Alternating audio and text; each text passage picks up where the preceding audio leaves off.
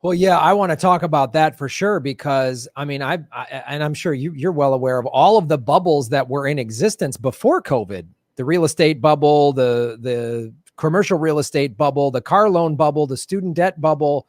All these bubbles were in existence, and then you add on all the people who have not been paying their rent and or have been, in forbearance on their mortgage, and this new stimulus plan doesn't pay those off. They're just kicking the can down the road. So how do you see, with all of these bubbles and all of this stuff that you've been reporting on for a while now about the central banks and the last financial crisis from 10 years ago, how do you see all of this playing out? I mean, like, it just seems like there's a financial meteor coming towards the planet, and it's going to hit America first. I mean, like, how is this going to play out? Well, it's a form of wealth confiscation.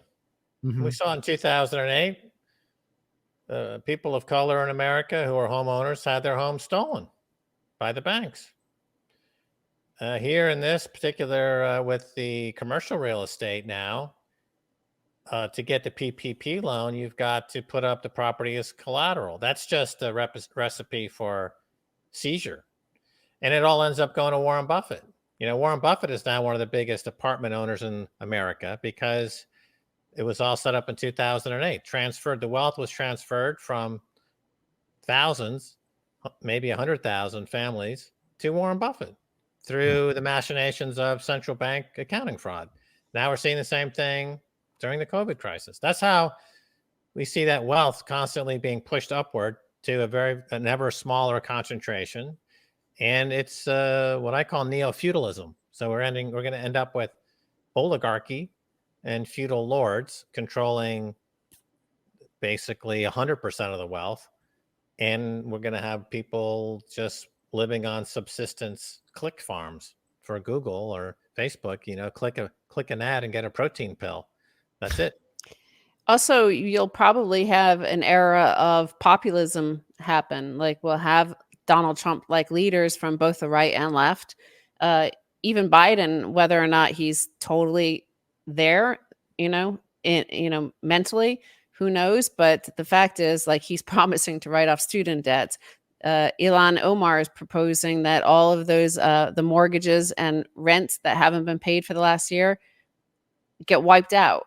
But you can't just wipe out. That's the problem. It's like it comes out either through inflation or taxes. So they'll just inflate it away. So the cost hits everybody anyway. Like, it gets paid. There's no free lunch. So it gets paid by somebody.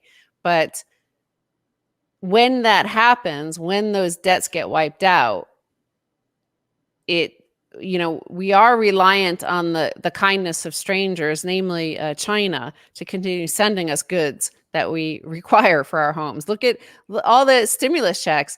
Some people put it into Bitcoin, and if they put it into Bitcoin at the first stimulus check, it's worth over 10,000 now.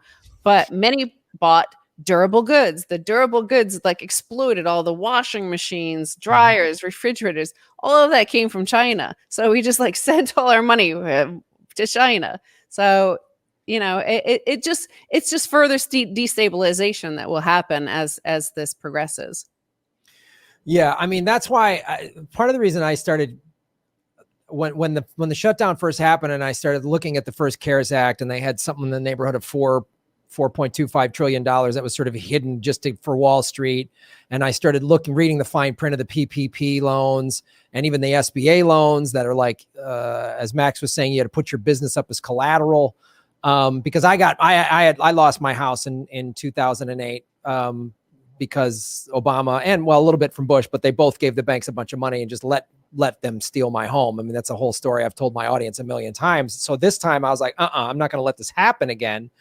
And as I started paying more attention to Bitcoin, seeing how much it's going, that's why I've been trying to preach this as much as I can on this show. And then you guys have been doing it for a decade now. What would you? I mean, I'm literally just saying, if you can afford it, take your stimulus check and buy Bitcoin. Like, if you don't need it, if you don't need to pay bills, if you're not behind on something, and what do you say? because I'll tell people, get more educated, learn about it, watch as many videos. I tell them to watch your show and other shows. But what do you say to the person that's like new to this, just hearing about this, or they think, oh, I missed the boat, it's only 54,000 or whatever. Like I always explain, you can buy small parts of it. It's not like a stock where you have to drop the whole 53. But as you just said, Max, just a little while ago, that if there's going to be upwards of, whatever, 1,000 times investment from the 400 trillion that's out there globally, that's going to put Bitcoin at what per coin? I mean, that's 50 million a coin, right? So, yeah, what do you say to people who right now are like, I have a little stimulus money, I don't know what to do, and the inflation is coming, and the housing crisis is coming, like all these things are coming that seem like pretty dangerous. What do you tell people on how to deal with this? Right. So there's a few questions there. Number one, you can start with Bitcoin for as little as $10. You don't need to buy a whole Bitcoin. Stacy mentioned you can get something like 1,900 what are called Satoshis, which is a 1/100 millionth of a Bitcoin for $1. And so we have a affiliation with a company called SwanBitcoin.com. And okay, I'll give you a little plug here. We have an affiliation with them. If you go there and you sign up, you'll get $10 free Bitcoin. You have to use Orange Pill, swanbitcoin.com/orange pill. Yeah. And okay, so I mean, we've been in this for 10 years. I know the company very well, and the people who on the company, and it's a great company. I vouch for the company, and it's just Bitcoin, and that's important. So point number two is a lot of people that come into Bitcoin, they suddenly look around and they see, oh, this coin's only trading at $1, or this coin's 5 cents, or this coin, blah, blah, blah. Everything that's not Bitcoin is garbage. You have to keep that in mind. If it's not Bitcoin, it's garbage. Whether it's Ethereum, Bitcoin Cash, Satoshi Vision, Ripple, it's all garbage. They all came in after Bitcoin trying to compete with Bitcoin. They've all failed. Bitcoin's got more than 90% of the hash rate of the entire industry.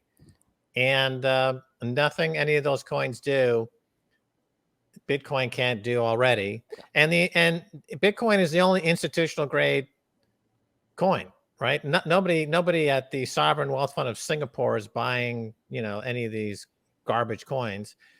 So that's another thing to avoid. Don't get sucked into. And a lot of these exchanges, like Coinbase, for example, they offer all these garbage coins. And so people, it's really a problem, I think. I think Coinbase is a bad actor in this space, but they do what they do. Where it's SwanBitcoin, they just do one thing, and that's Bitcoin. So the second thing is, can I just interject real quick? Yeah. I get that there's a lot of coins and tokens out there that I don't know what they do, but something like Ethereum is actually like like Bitcoin is like gold, and these other ones are like technologies or software in some cases. It seems like, I don't know. And I hear a lot of other people that seem to be very knowledgeable in finance saying that like Ethereum is valuable and will go up, has gone up, will continue to go up. So how do you make Ethereum is a scam. 60% of that Ethereum was what's called pre-mined before they even released it into the wild. And as it goes up, the insiders dump. So it's a pump and dump scam from day one. And that's true of all the Ethereum-like coins like Cardano and these other coins. They're all basically scams. They're exit scams, what we call exit scams. And there's nothing that Ethereum does. And Ethereum has never shown that it has any business model whatsoever. It was going to be the world computer that failed. It was going to be the decentralized autonomous organizations. They blew up. It was going to be initial coin offerings. They all got busted and thrown in jail. Now they're doing non-fungible tokens, another huge scam. And it's all tied to Ethereum, which is an exit scam. So again, I would avoid it. I've been doing this for 10 years. I would say I'm one of the more successful people in this business. But if people are free to make their own mistakes. Sometimes people need to make mistakes, get wrecked, as it's called, to, have that learning experience. And I'm not somebody who's going to get in the way of someone else's learning experience. If you want to get and learn what it's like to lose out and get wrecked, then by all means, have at it. I also have a few things to say on both of those questions. The first question regarding is the price too high is, people have to stop thinking like a poor person, essentially. Think like Max mentioned Paul Tudor Jones, one of the most legendary hedge fund investors of all, but also Stan Druckenmiller, another legendary hedge fund manager who, by the way, has never had a down year since 1981. They both are in Bitcoin now.